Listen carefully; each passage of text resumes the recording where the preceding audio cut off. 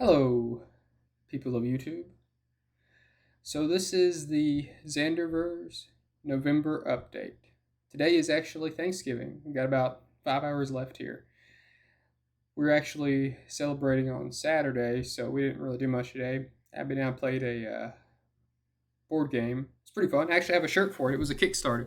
It's called Float. It was a lot of fun. Um, Anyways, I hope everybody had a good Thanksgiving. It's a good time to think about what all you're thankful for.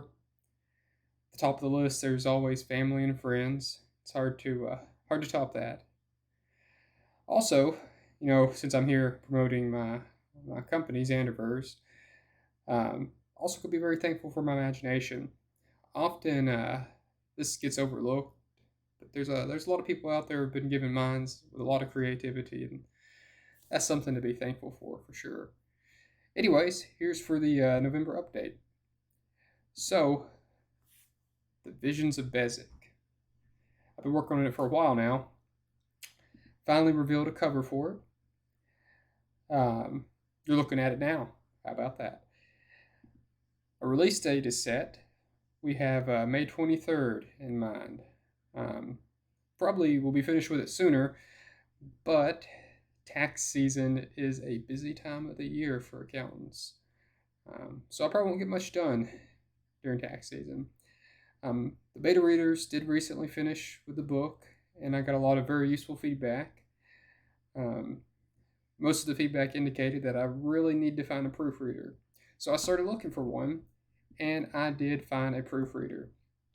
So I got a lot of advice from Facebook groups and Reddit groups, and as soon as I posted on there, a lot of people swooped down and tried to sell me their services. I was looking at quite a bit of money, and I'd heard about a place called Reedsy a few months back, and maybe one or two comments suggested looking there.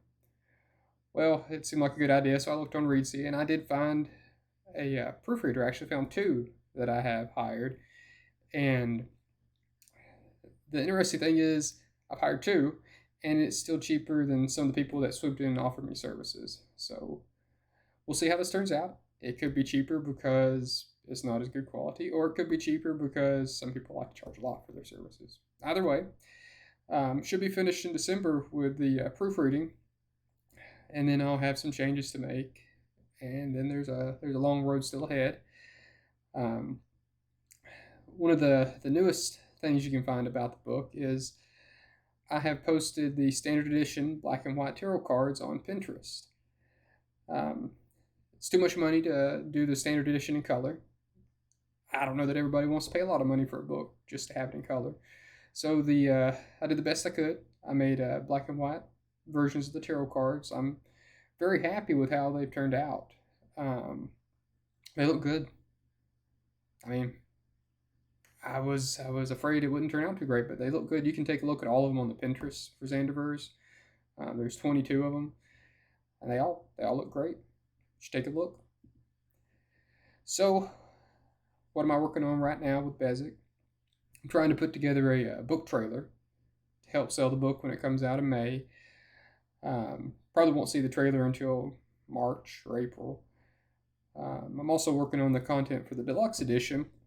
I mentioned it before, not in any videos, but I mentioned it before on the blog and some other places.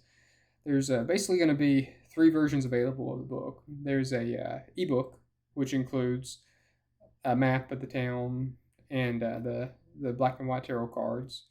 There's a standard edition physical copy, which will have the map and the black and white tarot cards. And there's a deluxe version, which will be hardcover and include a lot of additional information and art.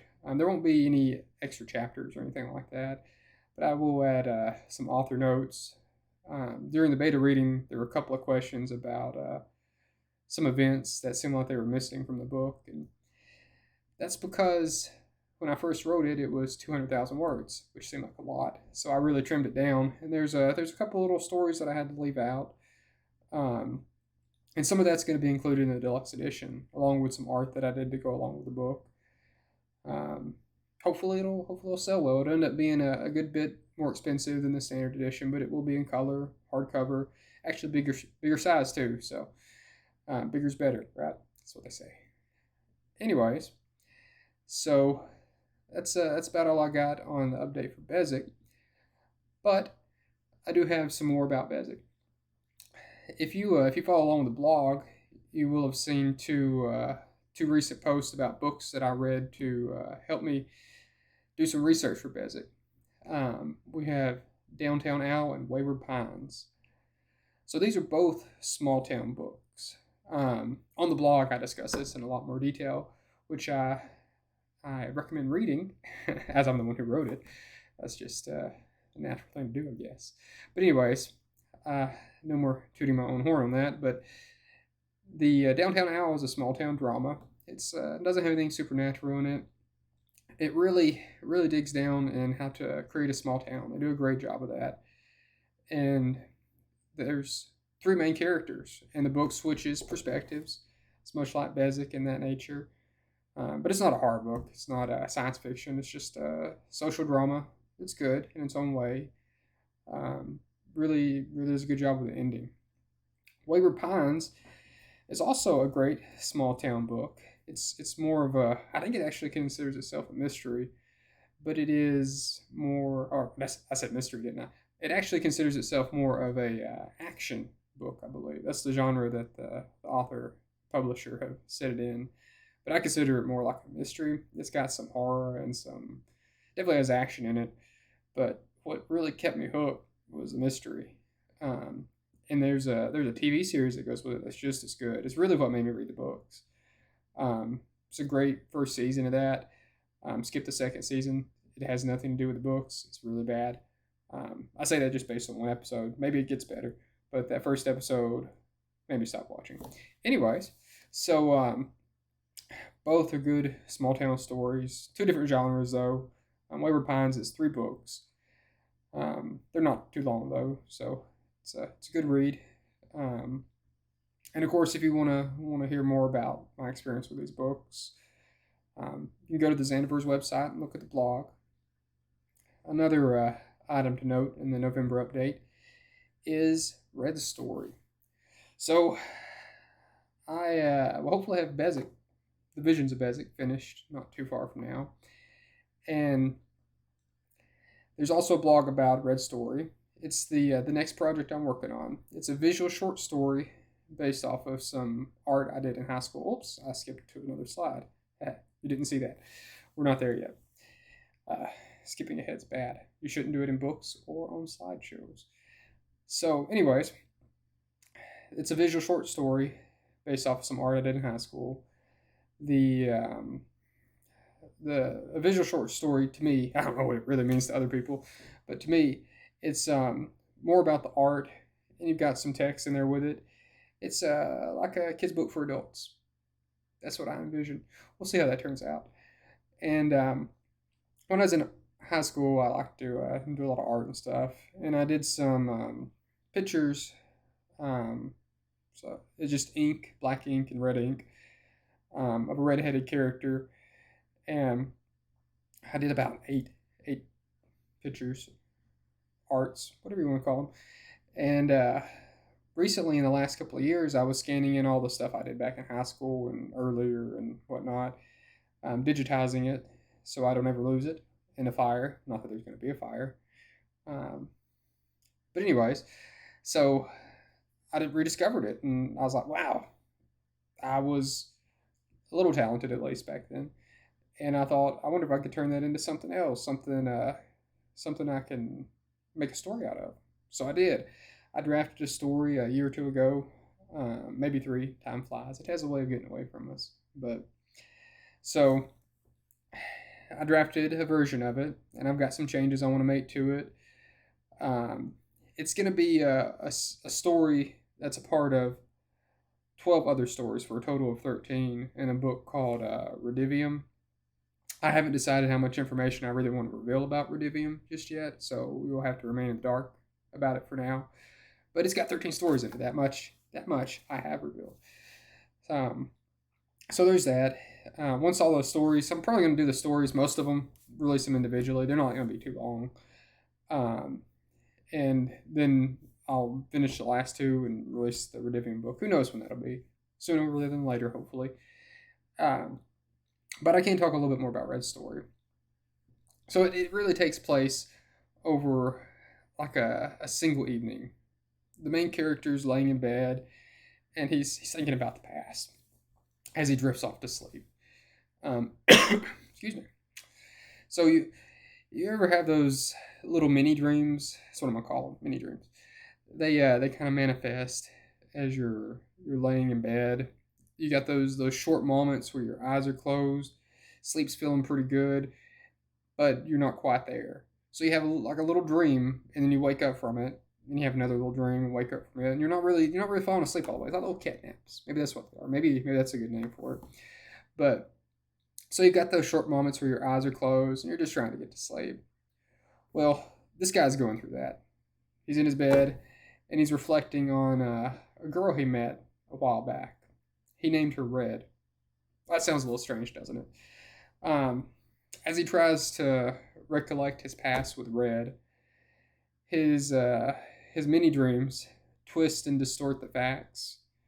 Like he remembers it correctly, and his dream takes it and twists it, and he just can't. The dream just doesn't fulfill what he remembers properly, and it's not how he remembers it. And I mean, I've been there. You know those moments when you're drifting off to sleep and you're thinking about what you got to do at work tomorrow, and then all of a sudden you've got a shield made of pizza, and you're fighting a mutant unicorn with two heads. I've been there. You may have been there before too. If you haven't, you're missing out. But I think we've all been there. Well, in this it's a little different. There's nothing really funny here. He's not fighting unicorns. This past love of his, it's almost like these dreams are using her to torture him. You'll see what I'm talking about when it comes out and you read it. But I'm interested in doing it, so hopefully you're interested in reading it. That's how this works, right? So I guess I got two little more pieces of. Oh goodness, I got rid of the slideshow. Let's try that again. It takes a special skill to mess this up so badly. I was doing so good too. Anyways, just two more things of news here. Oh, that's so embarrassing that I screwed that up so bad. Anyways, let's pretend that never happened and continue along here. So two more things of news that I have, or just a couple things left. So I have a Linktree now for Xanderverse. This is the link.